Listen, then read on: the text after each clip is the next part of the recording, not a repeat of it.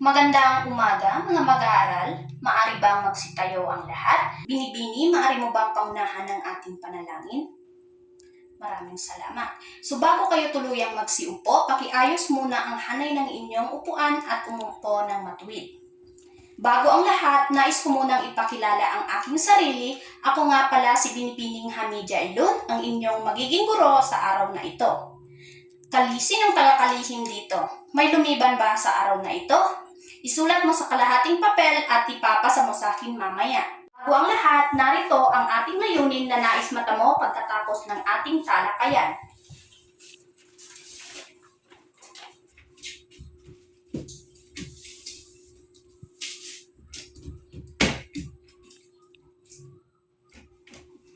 Binibini, maaari mo bang basahin ang ating layunin?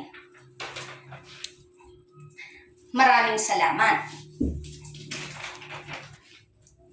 So bago tayo dadako sa ating formal na talakayan, meron muna akong inihandang aktibidades upang tuluyang pukawin ang inyong kaisipan. So papangkatin ko kayo sa dalawang pangkat. Itong grupo ang magiging unang pangkat at ito namang grupo ang magiging ikalawang pangkat.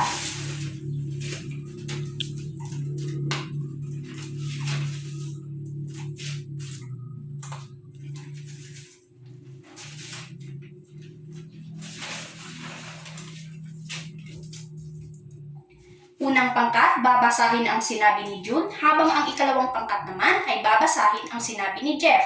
Naunawaan niyo ba ang ating panuto? Maaari nang magsimula.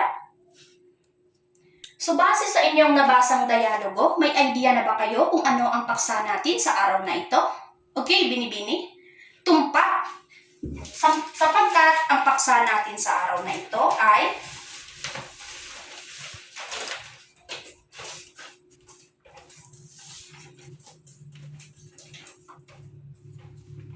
patungkol sa makrong kasanayan sa pagbasa. So bago natin pag-aralan ang makrong kasanayan sa pagbasa, magkakaroon muli tayo ng pangkatang gawain na kung saan ay muli ko na naman kayong ipapangkat sa dalawang pangkat. So vice versa na lamang. So itong grupo ang magiging unang pangkat at ito naman grupo ang magiging ikalawang pangkat. So bago ang lahat, narito ang ating panuto.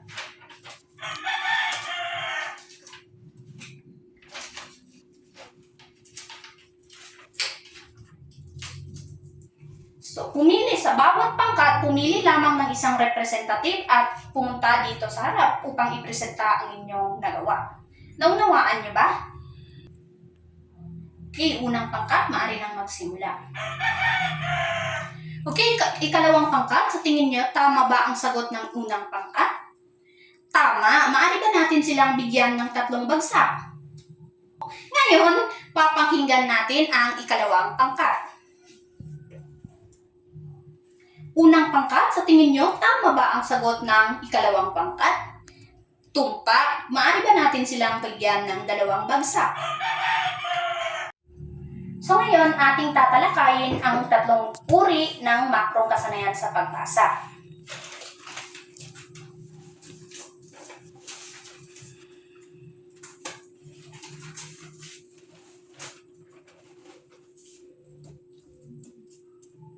Binibini, maaari mo bang basahin ang una? Okay, base sa iyong nabasa, magbigay ng sariling opinyon. Okay, salamat. So, sa madaling salita, ang skimming ay ang mabilisang pagbasa. Halimbawa na lamang pagtingin sa isang buong artikulo sa pahayagan upang malaman kung ano ang pangunahing balita. Naunawaan niyo ba, mga mag-aaral? Ngayon naman, pag-aralan natin ang ikalawa. Binibini, maaari mo bang basahin? Okay, base sa iyong binasa, magbigay ng opinyon, sariling opinyon. Maraming salamat. Analytical reading, ito ay ang pag-unawa sa mga idea at argumento ng may akda. So halimbawa na lamang neto, pagsusuri ng isang sanaysay. So magsusuri ka ng isang sanaysay. So halimbawa, pag-aaral ng isang batas. So, pag-aaralan mo ang batas. So, ang another halimbawa, pagbabasa ng isang research paper. So, babasahin mo ang isang research paper. So, naunawaan niyo ba, mga mag-aaral? So ngayon naman ay dumako tayo sa ikatlo. Binibini, maaari mo bang basahin? So base sa iyong nabasa, maaari ka bang magbigay ng opinion?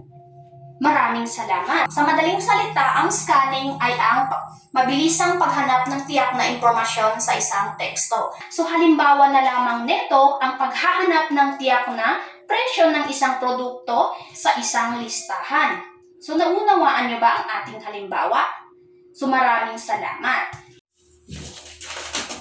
Batid kong alam nyo na ang ating pinag-aralan patungkol sa makrong kasanayan, ang tatlong uri nito. Ngayon, may inihanda akong 2 katanungan upang suriin ang inyong kaalaman. So narito ang unang katanungan. Okay, binibini, maaari mo bang basahin at sagutan? Tama, sapagkat at ang tatlong uri ng makrong kasanayan sa pagbabasa ay ang skimming, scanning, at analytical reading. Ngayon naman ay dumako tayo sa ikalawang katanungan.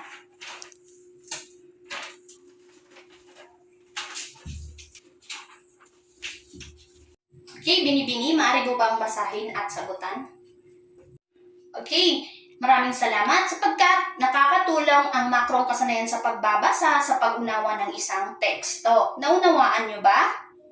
Okay, ngayon magkakaroon tayo ng panibagong aktibidades na kung saan ay ipapangkat ko kayo sa 2 pangkat. Itong grupo ang unang pangkat at itong grupo naman ang magiging ikalawang pangkat. Bago ang lahat, narito ang ating panuto.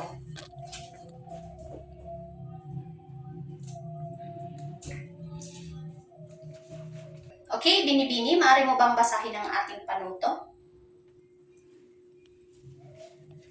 Okay, unang pangkat at ikalawang pangkat. Magbibigay lamang ako ng 3 minuto at maaari nyo nang ipaskil at ipresenta sa harap ang inyong nagawa. Okay, unang pangkat, maaari nang magsimula. Ikalawang pangkat, sa tingin nyo, tama ba ang sinagot ng unang pangkat? Magaling, maaari ba natin sila bigyan ng good job clap? Ganito yun. G-O-O-D-J-O-B, good job. Good job. Kayo nga? Okay. Ngayon naman ay pakinggan natin ang ikalawang pangkat. Okay. Unang pangkat, sa tingin nyo, tama ba ang sinagot ng ikalawang pangkat? Tumpak. Maaari ba natin silang bigyan ng Disney clap? Ganito yun. 1, 2, 3. 1, 2, 3. This is your crown. Okay. Gawin natin nga. Okay. Na kung saan ay muli ko na naman kayong ipapangkat sa 2 pangkat. So ito na namang grupo ang magiging unang pangkat at ito namang grupo ang magiging ikalawang pangkat. Ngayon ay gagamitin natin ang inyong nalalaman at bago ang lahat, narito ang ating panuto. So bibigyan ko lamang kayo ng 3 minuto upang ipaskil sa harap ang inyong nagawa. So bago ang lahat, narito ang ating pamantayan. Okay, unang pangkat, maaari nang magsimula. Okay, maraming salamat. So ngayon naman ay ating pakinggan ang ikalawang pangkat. Maraming salamat. Okay, para naman sa inyong karagdagang gawain, kumuha ng malinis na papel at sagutan ang aking katanungan. Para naman sa muli nating pagkikita, gumawa ng tula gamit ang tatlong uri ng makrong kasanayan. Paalam mga mag-aaral at maraming salamat.